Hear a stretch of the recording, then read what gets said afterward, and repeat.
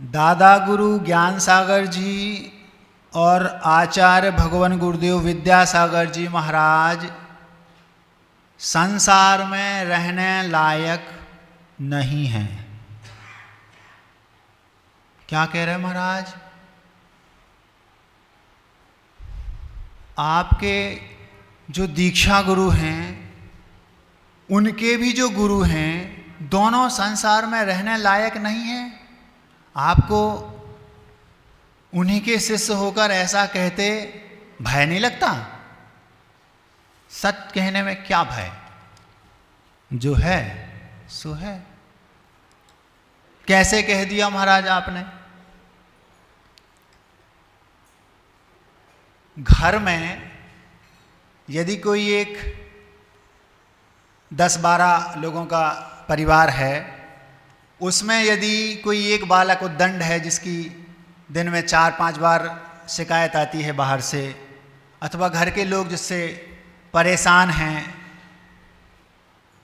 तो घर के लोग एक दिन ये बोलते हैं भैया ये तो घर में रहने लायक, उसकी व्यवस्था बना दी जाती है। समाज में यदि कोई व्यक्ति एक ऐसा है जो इसी प्रकार की गतिविधि से युक्त है, तो समाज के लोग उसको समाज से बहिष्कृत कर देते हैं। नगर में यदि कोई एक ऐसा व्यक्ति है जो इसी प्रकार की गतिविधियों में संलग्न रहता है, तो कथनचित भले वो समाज का हो अथवा जैन हो अथवा जैनेतर हो, उसको भी नगर के लोग या तो नगर से बाहर करवा देंगे अथवा उसको पुलिस को सौंप करके अंदर करवा देंगे, क्योंकि ये बाहर रहेगा तो गड़बड़ करेगा। देश में यदि कोई एक ऐसा व्यक्ति है जो दंड है, परेशान करता है,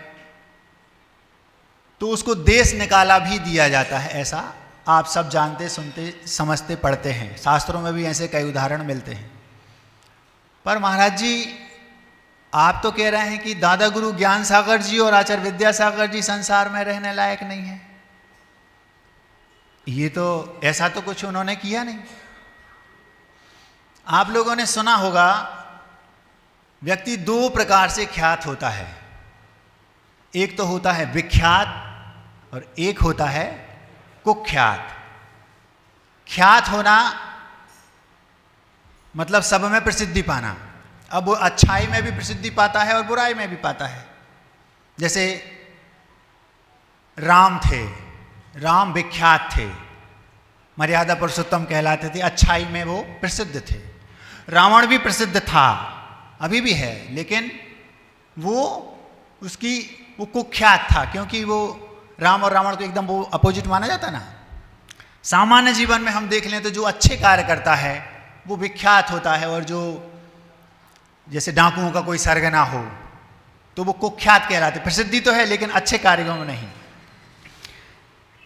यहां पर भी हम यही कुछ गुरुदेव के बारे में कहना चाहते हैं कि गुरुदेव और उनके गुरु नाम गुरु आचार्य ज्ञान सागर जी संसार में रहने योग्य नहीं है, लेकिन उस अपेक्षा से नहीं जिस अपेक्षा से सामान्य से घर में, परिवार में, समाज में और देश में किसी व्यक्ति को बाहर किया जाता है। वो दूसरी अपेक्षा से इस संसार में रहने लायक नहीं। क्यों? क्योंकि इस संसार में इतना पवित्र स्थान कहीं है ही नहीं जहां पर उन जैसी शुद्ध पवित्र आत्माओं को विराजमान किया जा सके। इतना पवित्र, इतना पुण्य क्षेत्र पूरे संसार में पूरी बुद्धि लगाने के बाद भी मैंने नहीं पाया कि हम कह सकें हाँ गुरुदेव यहां उनकी उस पवित्र आत्मा को स्थान मिलना चाहिए। पूरे संसार में कहीं नहीं है। महाराज जी उनको हम अपने जिनालय तो पवित्र होते हैं, आप कहते हैं जिनालय बहुत पवित्र, वहां रख सकते हैं। जिनालय में भी हमने लोगों को राग द्वेष करते देखा है, पर गुरुदेव और उनके गुरु के गुरु आचार्य ज्ञान सागर जी वे राग द्वेष से बहुत ऊपर उठ चुके। काश चौथा काल होता तो अभी वो कैवल्य को प्राप्त करके मुक्ति को पा लेते। तो फिर महाराज जी उनको संसार में और कोई स्थान नहीं है। महाराज जी शिखर जी में भेज दें, वहां तो लाखों करोड़ों जीवों ने मुक्ति पाई है, वहां से वो चाहें तो वो तो पवित्र स्थान है, वहां पर भी लोगों को राग द्वेष करते हमने देखा है अपनी आंखों से। इसलिए वो भी कथनचित उतना पवित्र स्थान नहीं है जितने कि गुरुदेव की पवित्र आत्म वर्गणाएं हैं, उनके गुरुदेव की हैं। तो महाराज जी कहाँ पूरे संसार में ठंडे दिमाग से सोच लेना, विचार कर लेना, कोई ऐसा स्थान नहीं है जहां पर उन्हें विराजित किया जा सके। तब सोचा वो संसार में रहने लायक इंसान नहीं है, तो कहाँ रहें? उन्हें तो तत्वार्थ सूत्र में एक सूत्र आता है पंडित जी, संसारिणो मुक्ताश्च, संसार में तो स्थान है नहीं, तो अब कहाँ है उनका स्थान? उतना पवित्र स्थान तो केवल सिद्धालय है। मुक्ति जहां पर मिल गई उनको, वहीं पर वो रहने योग्य हैं, इस संसार में वो रहने योग्य नहीं हैं। ये कहने का अभिप्राय था। आप लोग तो समझ रहे थे महाराज जी का स्क्रू ढीला हो गया, पता नहीं क्या बोल रहे हैं।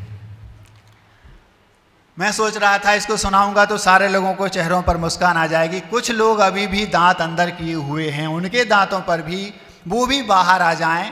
एक छोटी सी बात कल नहीं परसों की आपके सामने रखते हैं, फिर अपनी बात करेंगे जिसके लिए यहाँ पर हमें बैठाया गया है। कल नहीं परसों शांतिनाथ भगवान का एक नहीं दो नहीं 3 कल्याणक थे। आप सबने बड़े धूमधाम से बढ़ चढ़कर हिस्सा लेकर मनाए। शांति धारा के लिए होड़ लगी थी, होड़। हमने कहा पूरा जन सैलाब समाज का उमड़ पड़ा है, हमें बैठने के लिए ढंग से स्थान नहीं मिल रहा था, इतनी भीड़ थी। बड़ी खुशी हुई देखकर, इतनी आप लोगों के अंदर ऊर्जा है धर्म के प्रति, बहुत अच्छा लगा देखकर। तो देखा इतने सारे लोगों को शांति धारा करनी है, सबको मिल जाए, तो एक नई स्कीम निकाली गई कि ऐसा करो आप अपने अपने नाम लिख दो। एक रजिस्टर चलाया गया जिसकी 1 महीने में किसी भी एक दिन की कमाई जो होती हो, 1 महीने में एक कमाई देना, मतलब मूल नहीं देना, केवल उस, जैसे आपका 1 करोड़ का टर्नओवर है 1 दिन का और आप केवल 5,000 कमाते हैं, तो वो 5,000 लिखना है आपको, 1 दिन की कमाई लिखना है बस। तो रजिस्टर 5, 7, 8 घुमाए गए, सबके पास जो भी शांति धारा करना चाहे अपने 1 दिन की कमाई उस पर लिख दे। 100 रुपये हो तो 100 और 1 लाख रुपये हो तो 1 लाख। धीरे से एक सज्जन मेरे पास आए, बाजू में खड़े हो गए, मेरी ओर देखने लगे, महाराज जी, तो मैंने कहा मेरी कमाई लिखवाना चाहते हो क्या 1 दिन की? तो वो हंसने लगे। तो उनने सोचा कि महाराज जी थोड़े मूड में हैं तो पकड़ाने लगे। हमने कहा भैया हमारी कमाई लिखवाना है तो रजिस्टर मोटा लाना पड़ेगा, इतने पतले रजिस्टर में हम अपनी 1 दिन की कमाई लिख नहीं सकते। मतलब महाराज जी क्या मतलब? मतलब ये हमारी कमाई 1 दिन की इतनी है जितनी इस पूरी सतना में जैन समाज के लोग पूरे जीवन में कमाते हैं, उतना हम हर मिनट में कमाते हैं। इतनी तगड़ी कमाई है हमारी। अब वो इतना पतला रजिस्टर लाए, महाराज जी इस पे अपनी कमाई लिख दो 1 दिन की। ऐसा होता क्या? एक श्रावक पूरे जीवन में जितना पुण्य संचय करता है, जितने कर्मों की निर्जरा करता है, उससे कई गुना ज़्यादा तो एक पंचम गुण स्थानवर्ती कर लेता है, उससे कई गुना ज़्यादा एक आर्यिका, वो भी पंचम गुण स्थानवर्ती उपचार से उसको महावृत्ति कहा गया है, वो कर लेती है। जितने कर्मों की निर्जरा एक आर्यिका अपने पूरे जीवन में करती है, उतने कर्मों की निर्जरा एक दिगंबर मुद्राधारी मुनिराज 6 सप्तम गुणस्थानवर्ती चुटकियों में कर लेते हैं। ये मूल्य है इस दिगंबरत्व का। तो हमारी कमाई कितनी? महाराज जी ये तो कर्मों की अपेक्षा हो गई, पैसों को इसमें कन्वर्ट करके कुछ बताओ। वो भी बता देते हैं। 1 लाख 1000 करोड़ रुपए, 1 करोड़ नहीं, 1000 नहीं, 1 लाख 1000 करोड़ जो कर्मों की निर्जरा होती है उसको पैसों में बदल के बता रहे हैं, ट्रांसलेट करके। 1 लाख 1000 करोड़ रुपए 1 मिनट में कमाते हैं, यूं समझ लो। बहुत कम कह दी राशि, लेकिन समझाने के लिए। अब हम उसको उस कॉपी पे क्या लिखें? तो अब आगे से ऐसी गलती नहीं करना कि नहीं मुराज के पास उनकी कमाई पूछने मत जाना, क्योंकि इतनी कमाई है तुम हिसाब नहीं लगा पाओगे, ठीक है ना?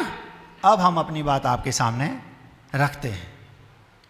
सुबह सुबह जंगल जा रहा था, 4, 5, 6 बच्चे थे। चर्चा चली विवेक शब्द की। महाराज जी विवेक क्या है और चित्त गुण क्या है, उसको हम आपके सामने रखना चाहते हैं। महाराज जी क्यों रखना चाहते हैं?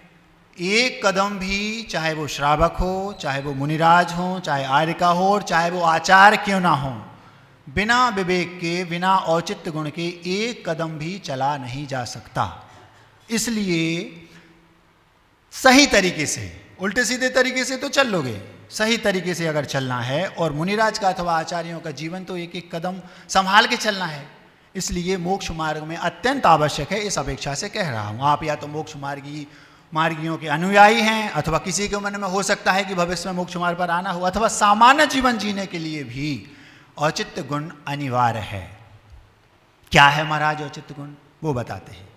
फिर ये बताएंगे उसकी कीमत क्या है, उसकी आवश्यकता क्या है, और उसको पैदा करने के उपाय क्या है। तीनों चीजें आपके सामने रखूंगा।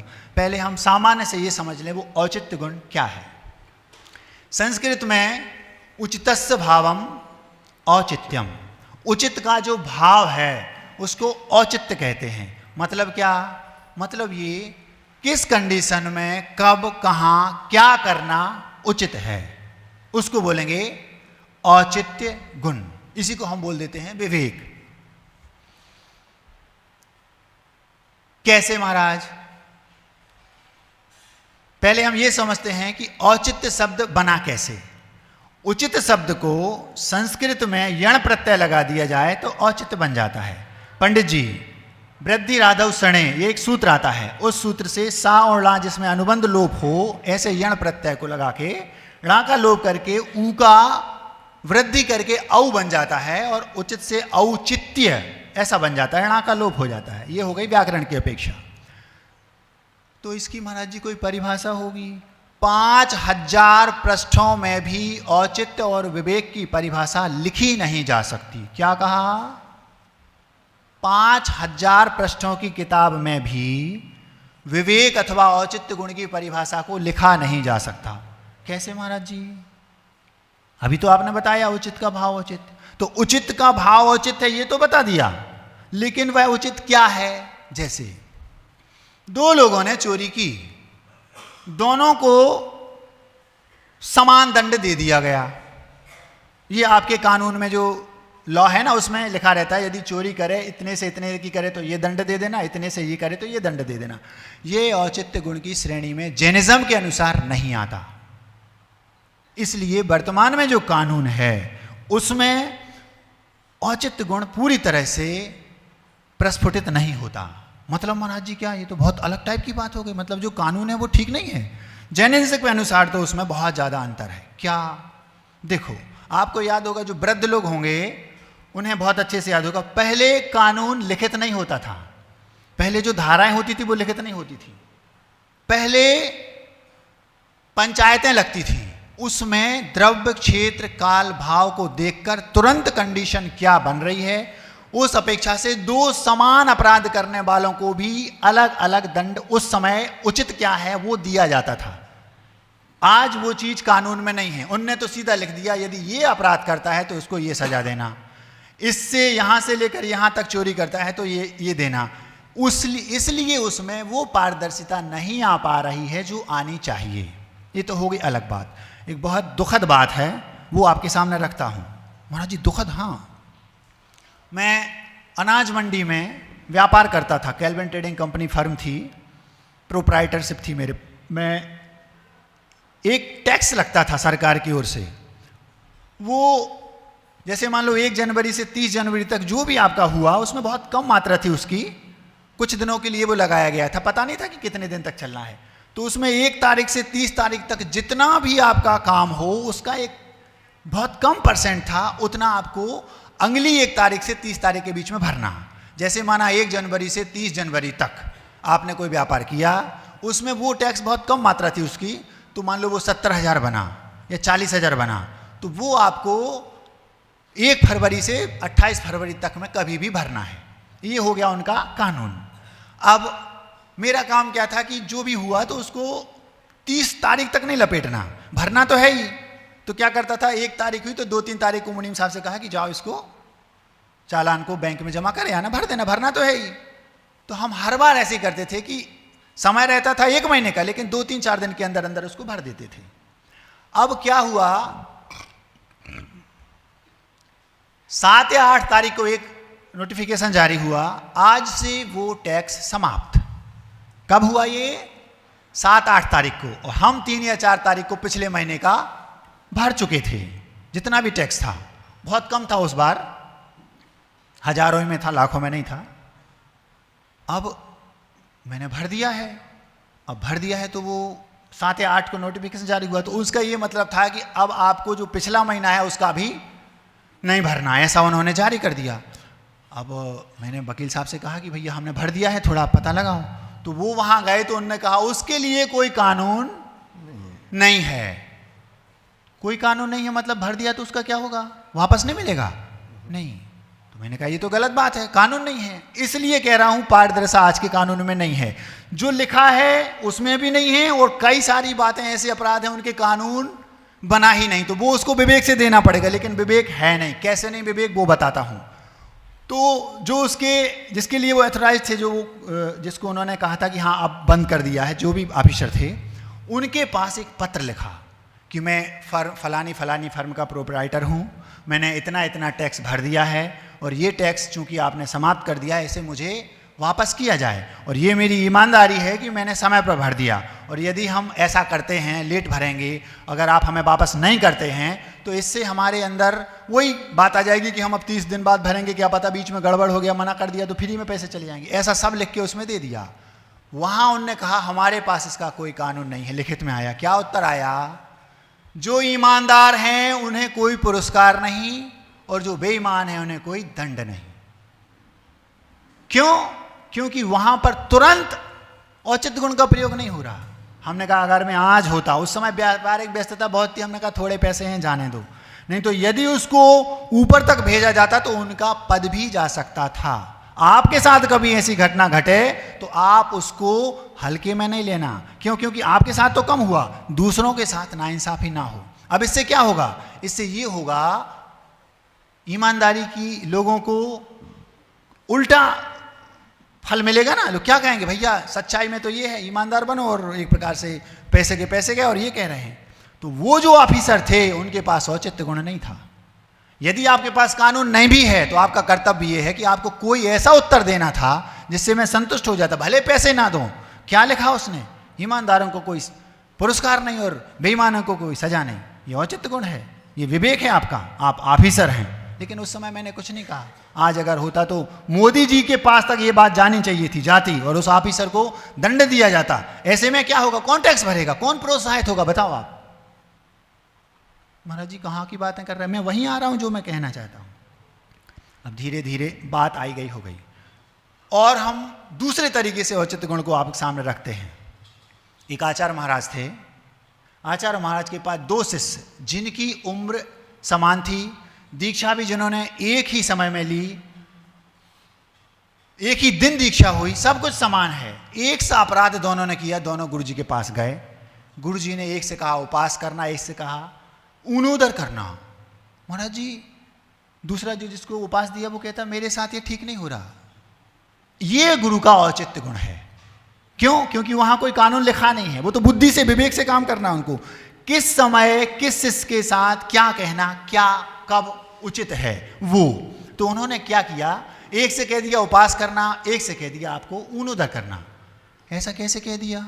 जब एक सा अपराध किया है, एक समय के शिष्य हैं, एक सी उम्र है, एक ही नगर के हैं, एक ही गुरु के शिष्य हैं, फिर 2 क्यों? तो पता चला कि एक शीत प्रकृति वाला था, एक उष्ण प्रकृति वाला था। एक से गर्मी का समय था, दोनों को नहीं दे सकते। दंड देने का उद्देश्य यह है कि उसके अंदर जो उसने अपराध किया उसके प्रति अपराध बोध हो जाए, और उसको उसने जो अपराध किया है उस अपराध से वो मुक्त हो जाए। ये गुरु का उद्देश्य रहता है, ये नहीं कि उसको दंड देना। मुख्य उद्देश्य ये रहता है। तो ये औचित्य गुण है, ये विवेक है।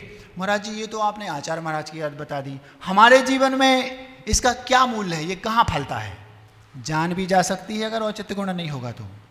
कैसे? जंगल में एक मुनिराज बैठे थे। एक बात याद आ गई, वो रख देता हूँ, फिर हम आपको बताएंगे कि उसकी कीमत क्या है, उसकी आवश्यकता हमारे जीवन में क्या है, और उसका उपाय क्या है हमारे जीवन में उसको विकसित करने के।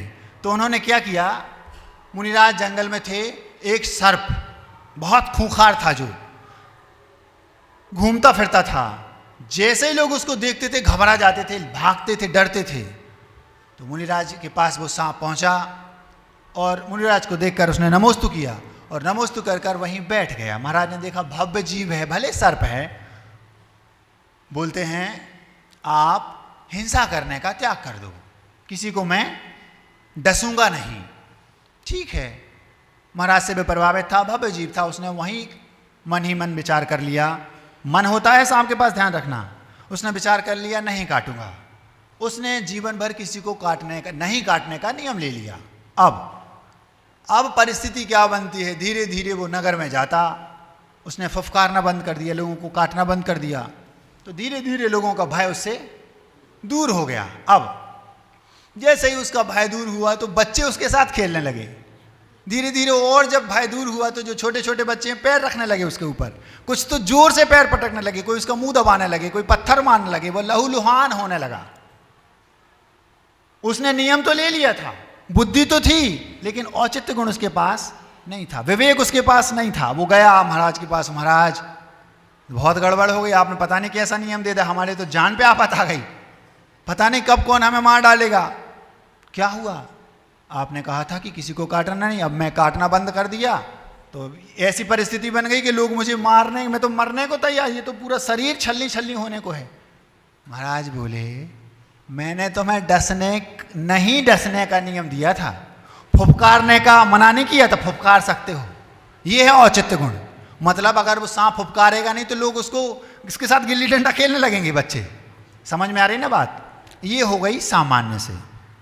अब हम आपके सामने ये बात रखते हैं जो हम रखना चाह रहे हैं, जीवन में उसकी कीमत क्या है, उसकी आवश्यकता जीवन में क्या है, और उसका हमारे जीवन में वृद्धि हो, विकास हो, औचित्य गुण हमारे अंदर आए, विवेक हमारे अंदर जागृत हो, इसका उपाय क्या है। नीति ग्रंथों में लिखा है पंडित जी, मानुष्यम सत्कुले जन्म, बुद्धि लक्ष्मी कृतज्ञता, विवेकेन बिना सर्वम सदपि न एतत् किंचन। ये जैन नीति ग्रंथों की गाथा है, श्लोक है। गाथा तो प्राकृत की होती है। मानुष्यम, मनुष्य जन्म किसी के पास है, बहुत दुर्लभ है। सत्कुल में जन्म, उच्च गोत्री है कोई, हीन कुल में उत्पन्न नहीं हुआ। बुद्धि है, लक्ष्मी है, पैसेवान है, कृतज्ञ है, उपकारी के उपकार को मानता है, ये सारे गुण उसके अंदर हैं, नीति ग्रंथ में ये लिखा है। और यदि उसके पास विवेक नहीं है, विवेकेन बिना सर्वम ना एतत् अपि किंचन, कुछ भी नहीं उसके पास, अगर उसके पास विवेक नहीं है तो। ये नीति, वैसे हमारे पास एक कुरल काव्य नीति ग्रंथ है पंडित जी, एक सुभाषित रत्नावली है, एक नीति वाक्यामृत है सोमदेव सूरी का, ऐसे और भी कई सारे नीति ग्रंथ हैं। उसमें से किसी एक ग्रंथ का यह श्लोक है। उसमें उन्होंने लिखा, मानुष्यम, आप लोग चूंकि मनुष्य बन चुके हैं इसलिए मनुष्य जन्म को बहुत शांत सुलभ मानते हैं। एक स्थान पर लिखा है, समुद्र में राय के दाने को डाल दो, वापस उस समुद्र में से राय के दाने को ढूंढ लेना फिर भी सरल है, लेकिन मनुष्यत्व को वापस पुनः पुनः पाना उससे भी ज़्यादा दुर्लभ है। ये दुर्लभता उनसे पूछो जिन्हें भूख लगी हो और रोटी उनके पास ना हो। आपको भूख की कीमत इसलिए पता नहीं है क्योंकि आपके पास भरपेट पेट भी भरा है और सामने रोटियां रखी हैं। आप मनुष्य हैं इसलिए आपको मनुष्यत्व की कीमत पता नहीं है। स्वधर्म से पूछो, अथवा उन सम्यक दृष्टि देवों से पूछो जो तरस रहे हैं मनुष्य बनने के लिए, अथवा नरकों में जो सम्यक दृष्टि है उनसे पूछो, एक बार मनुष्य बन जाऊं, जीवन में कभी संसार भ्रमण के चक्कर में पड़ूंगा नहीं, दीक्षा लेके मुक्त हो जाऊंगा, ये उनके अंदर भावना रहती है। मनुष्य जन्म पाना इतना दुर्लभ है, वो दुर्लभतम चीज आपने पाली, आप सौभाग्यवान हैं। मानुष्यम आपने पा लिया, मनुष्यता। सत्कुले जन्म, मनुष्य पाने के बाद मनुष्य जीवन में सर्वोत्कृष्ट यदि कोई मनुष्य है तो वो है जैन। एक बहुत सोचने वाली बात आपके सामने रखता हूं। एक साहू जी थे, साहू जी मतलब आप समझते होंगे, वो जैन नहीं थे, बहुत प्रभावित थे जैनिज्म से। हमारे पास आए और हमारे पूर्व के मित्र थे, आकर क्या बोलते हैं, महाराज हमारे पड़ोसी जैन साहब हैं। समझ में आ रही बात? दूसरी जाति का व्यक्ति वो जैन नहीं है, उसको इस बात का बहुमान है, इस बात का गौरव है, इस बात कर उसको प्रसन्नता हो रही है, हमारे पड़ोसी जैन साहब हैं। ये कहने में उसको गर्व महसूस हो रहा है। सोचो आपके पड़ोसी जैन नहीं है, आप स्वयं जैन हो। कितने सारी जातियां, कितने सारे, आप देखो बुद्धि लगाओ, उसमें आपके पास जैनत्व, सतकुल।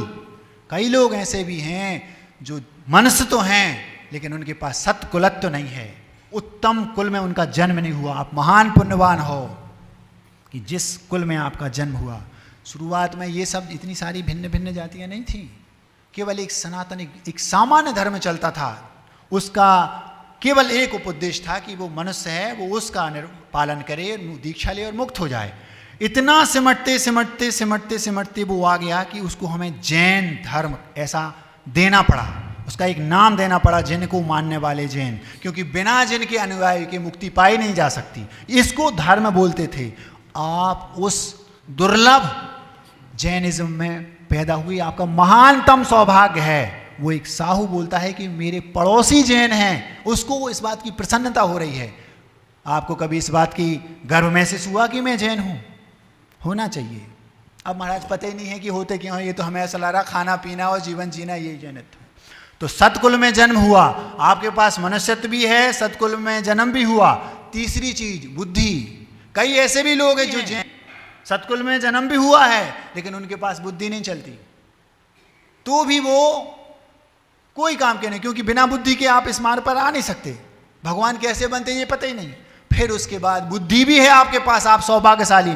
फिर उसके बाद लक्ष्मी, मानुष्यम सतकुले जन्म बुद्धि लक्ष्मी। अब आपके पास निर्धनता है, मनुष्य भी हैं, सतकुल भी है, बुद्धि भी है, लेकिन निर्धन है। पूरा जीवन बुद्धि किस में लगा दी? जीविका के उपार्जन में, क्योंकि आप निर्धन हैं। लेकिन आपके पास धन भी है, आप संपन्न भी हैं। अब आपके पास पांचवा और अंतिम चीज है कृतज्ञता। उपकारी के उपकार को मानना कृतज्ञता कहलाती। आपके मन में भाव आते होंगे, महाराज जी कल सब महाराज जी कितने बढ़ चढ़कर अपने गुरु की गुणगान कर रहे थे, वो हमारे उपकारी हैं। जो उपकारी के उपकार को मानता है वो कृतज्ञ कहलाता है, और जो उपकारी के उपकार को नहीं मानता वो कृतघ्न कहलाता है। एक वाल्मीकि रामायण में श्लोक लिखा, वो मुझे याद आ गया, कृतघ्न के लिए, सुनेंगे तो दंग रह जाएंगे। उसमें लिखा, जो अपने उपकारी के उपकार को नहीं मानता, चाहे वो छोटा उपकार हो चाहे बड़ा हो, आपका पड़ोसी ने किया हो, घर के किसी सदस्य ने किया हो, मुनिराज ने किया हो, गुरुदेव ने किया हो, किसी ने भी वो उपकार आपके ऊपर किया हो, उसमें लिखा ब्रह्मग्ने चा सुरापे चा गौग्ने भग्न वृते तथा निष्कृति विहिता सद्भी कृतघ्ने नास्ति निष्कृति। इसका मतलब हुआ, आपसे यदि ब्रह्म हत्या हो जाए, हमारे जैनिज्म में ब्रह्म हत्या नाम का कोई शब्द पंडित जी नहीं आता। ब्रह्म का मतलब होता है आत्मा, और आत्मा की हत्या होती नहीं, इसलिए हमारे जैनिज्म में ये नहीं आता। लेकिन वहां पर लिखा, वो लोग, कोई ब्राह्मण है यदि उसकी कोई हत्या कर दे तो उसको ब्रह्म हत्या बोलते हैं। उसमें लिखा, यदि किसी से ब्रह्म हत्या हो जाए, किसी ब्राह्मण का वध हो जाए, तो कथनचित उनके जो आचार हैं अथवा जो विद्वान हैं उनके द्वारा उसका प्रायश्चित कथनचित है। हो गई गलती, हो गई, गुस्से में किसी की हो गई। सुरापेचा, कोई पियक्कड़ है, उसको बाद में समझ में आ गया ये पीना पाना ठीक काम नहीं है, ड्रिंकिंग करना, तो वो गया और उसने प्रायश्चित ले लिया, नियम ले लिया, अब कभी नहीं पीऊंगा। इसका भी कथनचित प्रायश्चित्य ग्रंथों में है। उसके बाद किसी से गौ हत्या हो जाए, किसी गाय की हत्या हो जाए, तो कथनचित इसका भी प्रायश्चित है, भैया ऐसा ऐसा कर रहे ना, आपका इसका प्रायश्चित है। उसके बाद भग्न वृते तथा, किसी ने व्रत ले लिया, कोई नियम ले लिया और उसको भंग कर दिया, तो भी कथनचित उसका प्रायश्चित है। महाराज जी भग्न व्रत का क्या है? एक जगह पर एक बात लिखी, हंसना नहीं, बता देता हूं। एक महिला अपने माथे पर, कंधे पर, इस पर, सिर पर मैला लेके जा रही थी और अपने हाथ में एक कलशी में शुद्ध जल था और छिटकते हुए आगे आगे जा रही थी। ये क्या कर रही है? आपसे जाता अपवित्र तो इस दुनिया में कोई है नहीं, और तुम आगे आगे ये अपने रास्ते को शुद्ध करते हुए जा रही हो, ये क्या कर रही हो? तो उसने क्या जवाब दिया? यहां से व्रत भंगी निकल गया है, तो रास्ता अपवित्र हो गया है, मैं उसको शुद्ध करके, मतलब वो अपने आप से भी ज्यादा अपवित्र व्रत भंगी को मानती है। जिसने व्रत लिया और भंग कर दिया उसको बोलते हैं व्रत भंगी। तो उसने क्या किया, वो शुद्ध करते जा रही है। क्यों? क्योंकि यहाँ से व्रत भंगी निकल गया। कभी जीवन में कोई व्रत नियम लेना नहीं, और ले लो तो प्राण भी चले जाएं पर प्रण ना जाए, इसको पालन करना। फिर भी यदि प्रमाद बस, किसी कर्म की तीव्रता बस आपसे उस व्रत का भंग हो भी गया, तब भी उस श्लोक में कहा कथनचित उसका भी प्रायश्चित गुरुदेव के पास जाकर के है। लेकिन निष्कृति विहिता सद्भी, इन सब का निराकरण सद्भी विद्वानों ने किया है। लेकिन कृतघ्न नास्ति निष्कृति, अगर कोई कृतघ्न है जिसने हमारे ऊपर उपकार किया और हम उस उपकारी के उपकार को नहीं मानते, कहीं पर भी उसका प्रायश्चित ग्रंथों में नहीं दिया। इतनी बड़ी बात है ये कृतज्ञता। तो आप कृतज्ञ नहीं हैं, कृतज्ञ भी हैं। ये कितना महान गुण है आपके पास, ये भी कथनचित आपके पास है। पांचों चीजें हो गई। मनुष्य भी हैं आप, हाथी घोड़ा गाय बिल्ली गधा आदि नहीं बने, मनुष्य बने, देवनार की नहीं बने। सतकुल में जन्म भी हुआ, बुद्धि भी आपकी भ्रष्ट नहीं है, पैसेबान धन संपन्न भी हैं, और अंतिम पांचवा आप कृतज्ञ भी हैं। अपने ऊपर किए गए उपकार को, उपकारी के उपकार को मानते भी हैं। ये पांचों चीजें हैं। विवेकेन बिना सर्वम एतद नापि किंचन, कुछ भी नहीं यदि आपके अंदर विवेक नहीं, तो पांचों चीजें होकर भी विवेक नहीं है। ये उस विवेक की औचित्य गुण की कीमत है। ये हमने आपके सामने रखी उसकी कीमत। अब इसकी आवश्यकता क्या है महाराज, वो बताता हूं। हमारे जीवन में इसकी कीमत है, ये समझ में आ गया, हमारे अंदर होना चाहिए। अब इसकी आवश्यकता क्या है, तो कितनी आवश्यकता है वो बताता हूं। जैसे माना कि आपके गांव में कोई मुनिराज आए और आपका उपवास है। गांव में 2, 3, 4 घर हैं, सभी व्रती हैं, और महाराज आ गए। अष्टमी के दिन आप उपवास करते हैं।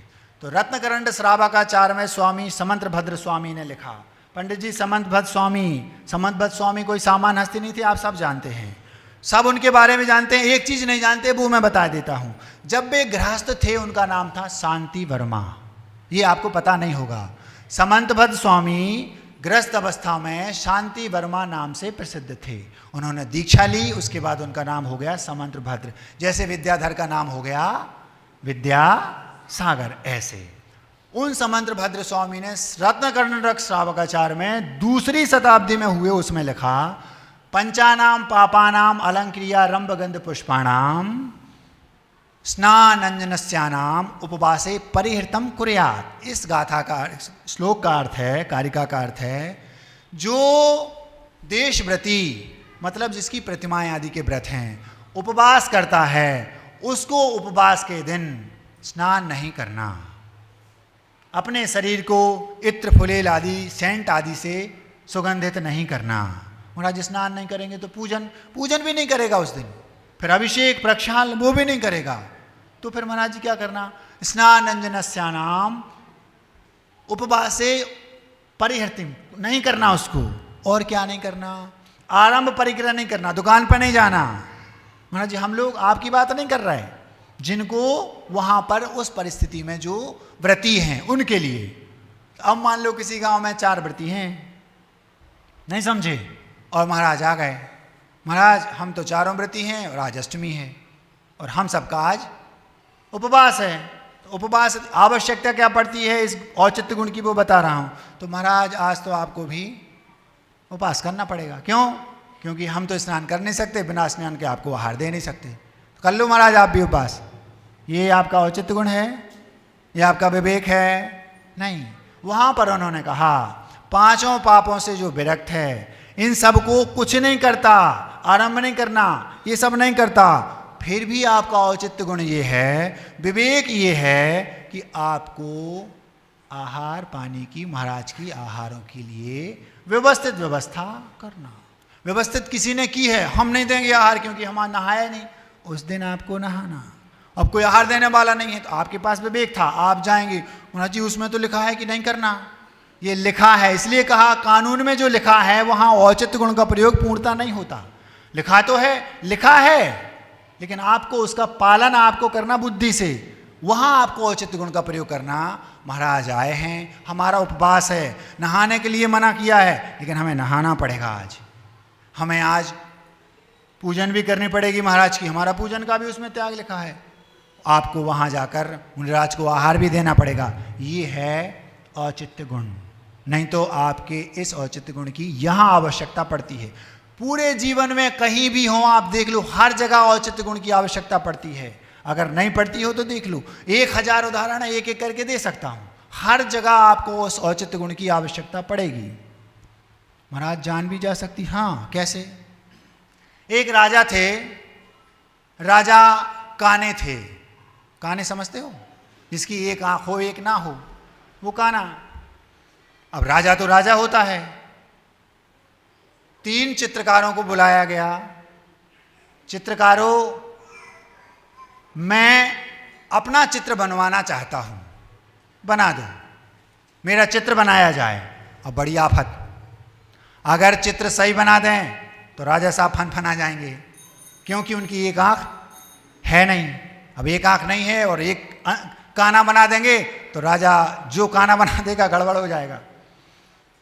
एक चित्रकार ने चित्र सही बना दिया। 3 चित्रकार थे, तीनों से कहा आपको चित्र बनाना है मेरा। राजा साहब काने हैं, बहुत धनाढ्य, और जिसका चित्र अच्छा होगा उसको बहुत विपुल मात्रा में धन दिया जाएगा। अब एक चित्रकार ने चित्र बना दिया जैसे राजा थे बिल्कुल वैसा। उसके अंदर बुद्धि तो थी लेकिन विवेक नहीं था। बुद्धि होना अलग वस्तु और विवेक होना अलग वस्तु। जहां जहां विवेक है, जहां जहां औचित्य गुण है, वहां वहां बुद्धि नियम से होगी। लेकिन जहां जहां बुद्धि है वहां विवेक हो भी सकता है, नहीं भी हो सकता। ये तीसरी बात अभी जो बताऊंगा ना, उपाय क्या है विवेक जागृत करने का, उसमें मैं बताऊंगा, घबराओ नहीं। उसमें उन्होंने कहा, तो राजा साहब के सामने बिल्कुल वैसा का वैसा चित्र बना के दे दिया। राजा साहब देखकर, चित्र तो बिल्कुल वैसा ही बनाया है लेकिन सत्य था कड़वा। अंधा काना बना दिया, अंदर से फनफना गए, गुस्सा आ गई, तो उसने कड़वा सच बोल दिया। उससे राजा को प्रसन्नता नहीं हुई, लेकिन सच बोला है, लेकिन उसके पास विवेक नहीं था। अब कोई बात नहीं, राजा ने देख लिया, लेकिन कुछ कह तो सकते नहीं, क्योंकि सच तो बात यही है। लेकिन अंदर से ऐसा नहीं हुआ कि तुरंत अपना ये हार निकालते और लो मैं तुमसे बहुत प्रसन्न हूं, ऐसा नहीं किया राजा ने। कोई बात नहीं, दूसरे को बुलाया, उसने मस्त चित्र बनाया राजा साहब का। दोनों आंखें टनाटन, दोनों आंखें बना दी। राजा साहब देखकर प्रसन्न हो गए।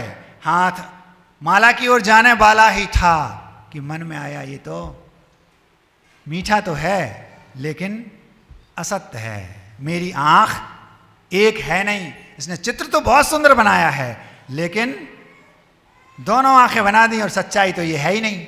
तो उसके अंदर बुद्धि तो थी लेकिन एक्स्ट्रा बुद्धि उसने लगा दी, लेकिन विवेक नहीं था, औचित्य गुण का उसने प्रयोग नहीं किया। तीसरा था, उसके पास बुद्धि भी थी और विवेक भी था। उसने क्या किया, ऐसा कुछ करो कि जिससे दोनों काम बन जाएं, लाठी भी ना टूटे और काम भी हो जाए। तो उसने क्या किया, एक निशाना लगा बनाया सामने, और राजा साहब यूं आंख बंद करके निशाना लगाते ना, एक आंख बंद करके निशाना साधते ना तीर कमान से, तो उसमें अगर जब हमें लक्ष्य को साधना पड़ता है तो यूं एक आंख बंद करके यूं किया जाता है। तो उसने ऐसा बनाया कि उसमें सच्चाई भी थी और जो उसका अवगुण था वो छुप भी गया और झूठ भी नहीं बोला, और राजा साहब प्रसन्न हो गए।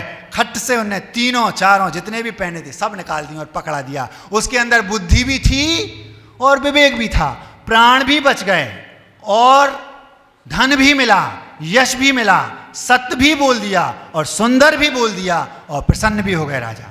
ये है विवेक, इसको बोलते हैं औचित्य गुण। यदि ये हमारे अंदर नहीं है तो फिर हम अपने जीवन को वहां नहीं पहुंचा ले जा सकते जहां तक हमें ले जाना चाहिए। कितना महत्व है इस औचित्य गुण का आपको समझ में आ रहा होगा, कितनी आवश्यकता है हमारे जीवन में। आप देख सकते हैं हर कदम पर विवेक की आवश्यकता है, हर कदम पर। जैसे मान लो हम लोग विहार करते हैं, अब एक मान लो हम भैया 10 बजे के बाद चलेंगे, पानी गिरने लगेगा, भैया महाराज जहाँ पहुँचना है वहाँ 10 बजे से आहार की व्यवस्था होती है, क्या होगा, पूरी संघ की व्यवस्था गड़बड़ा जाएगी। हर कदम पर विवेक चाहिए, गुरु महाराज को विवेक चाहिए, शिष्यों को विवेक चाहिए, आपको विवेक चाहिए। आपकी बस 7:30 बजे बच्चों की लेने आ जाती है, 7:30 बजे है स्कूल, तो 8 बजे से हम 8 बजे तैयार होंगे, ऐसा होता क्या, बस छूट जाएगी। हर कदम पर बुद्धि लगाना, ये हो गई 2 बातें। कीमत क्या विवेक की है हमने बता दिया, मनुष्यत्व, सत्कुले, बुद्धि, लक्ष्मी और कृतज्ञता, ये सब होने के बाद भी विवेक नहीं तो कुछ नहीं, ये विवेक की कीमत है। एक बात, आवश्यकता, अगर हमारे पास इतनी आवश्यकता है हमारे जीवन में कि यदि हम उसका प्रयोग ना करें तो जान भी जा सकती है, कमाई भी नहीं होगी और थू थू भी हो सकती है। तीसरी और सबसे महत्वपूर्ण बात, महाराज जी हम उस विवेक को अपने जीवन में जागृत कैसे करें, हमारे अंदर वो आए कैसे।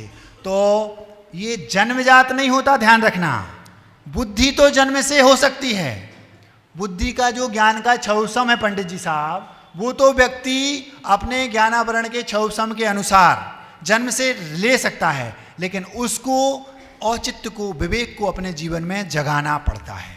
कैसे जागता है, तो 4-5 बातों से विवेक हमारे जीवन में औचित्य गुण जगता है। एक, चिंतन से हमारे अंदर बुद्धि है, हम सोचेंगे अच्छा क्या है बुरा क्या है। उस चित्रकार ने सोचा, चिंतन किया, बुद्धि से सही कर दूंगा तो सरकार नाराज हो जाएगी, झूठ बोलूंगा तो असत्य हो जाएगा, और ऐसा कर दूंगा तो काम बन जाएगा। ये उसने चिंतन से अपने विवेक को जागृत कर लिया। एक बात।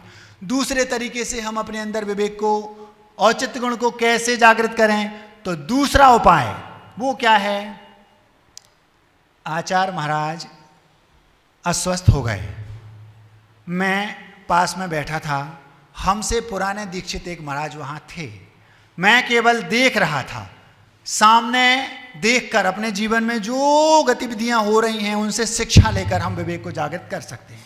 मैंने कुछ नहीं किया, बैठा रहा बस। महाराज को, आचार्य जी को अस्वस्थता थी, वैद्य जी आए, वैद्य जी बोले इन आचार्य जी को घी में कपूर डाल करके इनके पग तलियों पर लगाओ। अब मुझे कुछ नहीं पता, क्योंकि बुद्धि तो थी, लेकिन ये नहीं पता कि इसको कैसे किया जाता है। मैं देख रहा था, केवल देख रहा हूं बस। हमारे आसपास जो हो रहा है उससे सीख लेकर हम औचित्य गुण को बढ़ा सकते हैं। कैसे बढ़ा, वो जो वैद्य जी थे बोले इनके पगतलियों पर घी में कपूर मिला के लगा दो, बस इतना बोला। उन महाराज, जो दूसरे महाराज थे हमसे बड़े थे, मैंने कहा बड़े हैं तो अपन को पीछे रहना, देखना है, क्योंकि अभी उनको अनुभव नहीं है। उन्होंने क्या किया, एक हाथ में घी लिया, दूसरे हाथ में कपूर की डली ली, उसको यूं पीसा और लगाया और आचार्य जी के तल्ले पर लगा दिया। आचार्य थोड़े से जागृत हुए, क्या कर रहे हो? आचार्य जी, वैद्य जी ने कहा है कि कपूर का घी आपके तलियों पर लगाना। चुभ रहा है। मैं समझ गया, सीख लिया।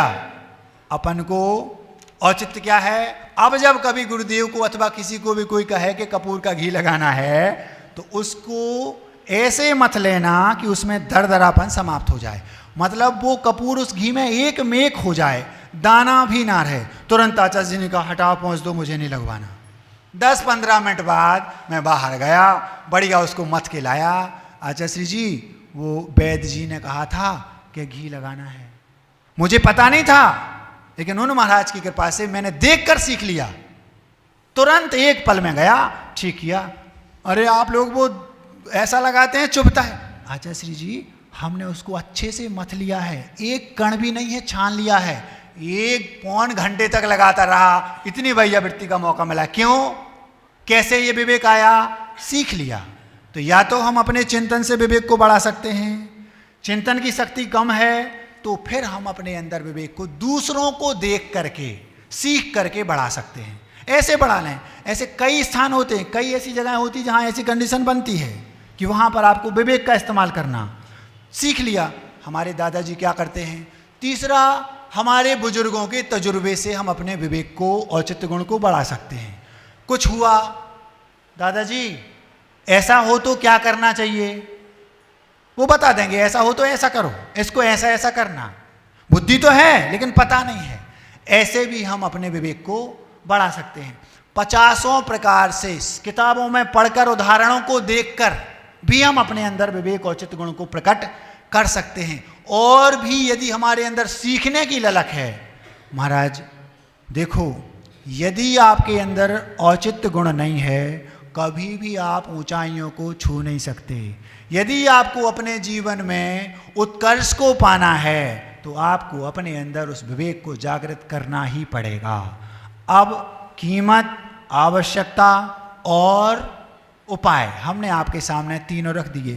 कितनी कीमत है उसकी ये बता दिया, कैसे वो प्राप्त करना ये बताया, और उसकी आवश्यकता जीवन में कितनी है ये भी बताया।